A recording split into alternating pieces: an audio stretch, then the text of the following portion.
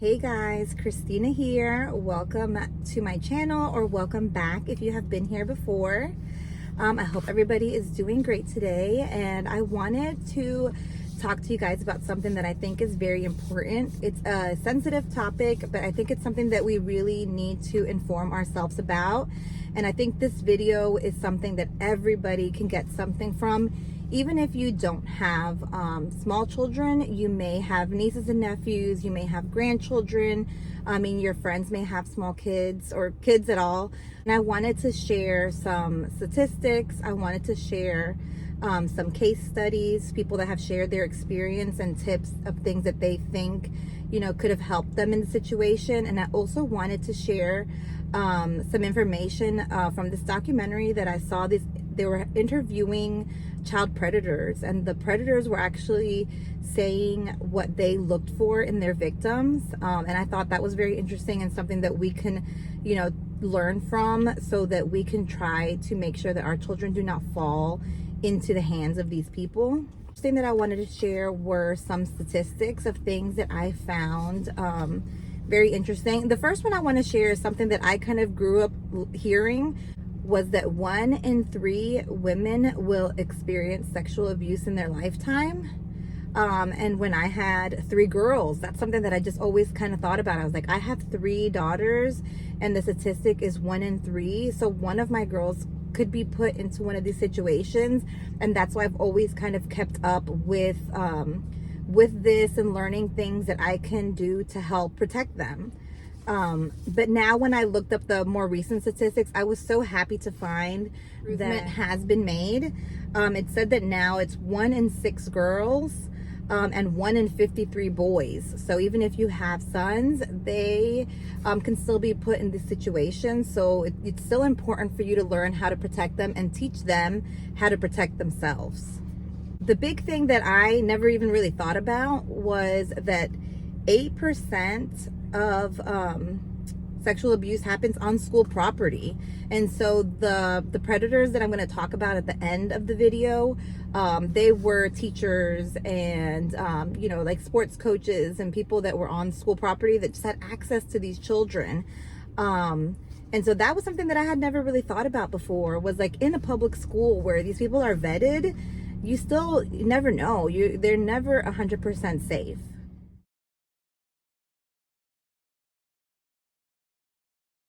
Majority of the victims were under 18, 34% are under 12 years old, and 66% are between 12 and 17 years old.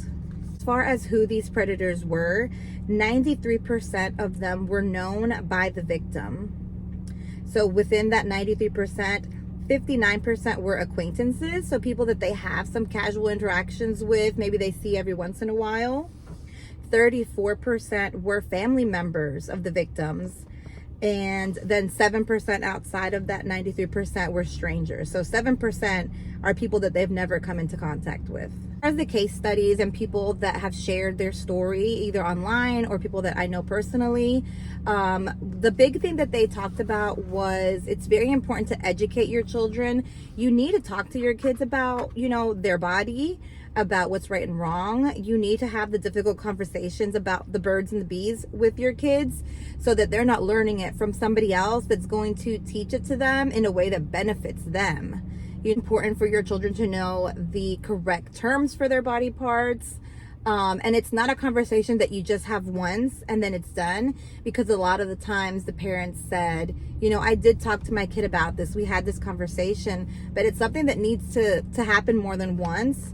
It's something that needs to become, a comfortable conversation with them, so that they may feel comfortable to come up to you and talk to you about it if somebody's, trying to groom them in a certain way.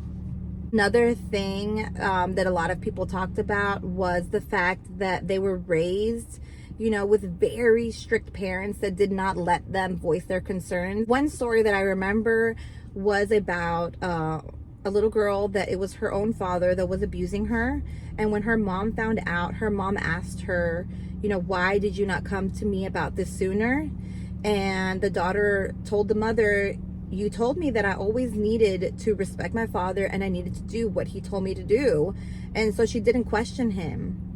And so that's something that we need to be able to give our children a voice. You don't want your children to be disrespectful to you, but I think it's important to allow them to question you sometimes, because we're not always right. And even if this is your spouse and their other parent, they should be allowed to question them if they're making them feel uncomfortable. Some of the things that I learned from that interview that I saw with those child predators, when they shared about what they looked for in their victims, the first thing that they looked for is the father figure, the dad of that child that they kind of were looking at. They said that if the dad seemed like he was going to be a problem, they would not approach that child. So this just goes to show how important fathers are. And if you have a child in your life that you love and you're close to, and their father is not present, in their lives, I think it's important, if you can, to be that figure for them. And just, so when somebody sees that child, they know that that child is not alone, that there's somebody in that child's life that's going to protect that child. And I think that's something that all of us as a community should do, and not everybody has a village around them. And so if we can be part of that village, for those kids, we should do that and kind of put these people in their place. Other thing that they said that they looked for was if the mom was a single mom, to show who is more at risk. Somebody that's already at a disadvantage, that maybe doesn't have both parents, that maybe their mother is struggling.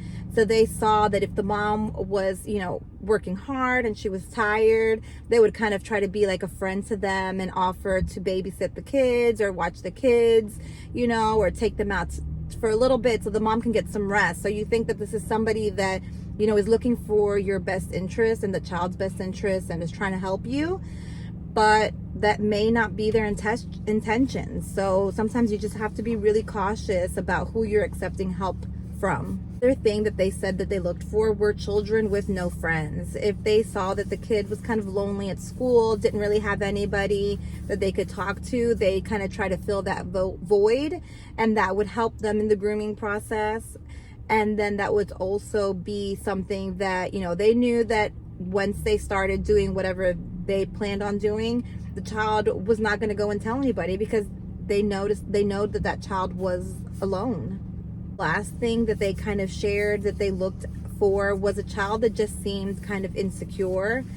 And so that they felt like they could play off of that child's insecurity, maybe, give the children extra praise, some extra compliments, kind of build that up and build that connection with them. Thing that you should keep your eye on, if you see that there is somebody seems to have so much interest in your child, just a little bit too much, keep an eye, what are their true intentions? I know that this is a tough topic it's a tough topic to talk about, and it's a tough topic to hear about, but I think it's something that we really do need to inform ourselves about. There's a lot of other things that you can do to help protect your children, and if anybody has any other suggestions, please comment them down below so that we can help each other and learn, what we can do to help. Maybe in the future, when I was younger, it was 1 in 3. Now it's 1 in 6. I hope at some point it doesn't occur at all. But we want to see that number to continue to trend up. And I appreciate, you guys listening to this and taking the time out of your day to hear what I had to say. And I hope to continue making these videos. And even if one person gets one nugget of information that betters their life, this will be worth it. So thank you and bye. Have a great day.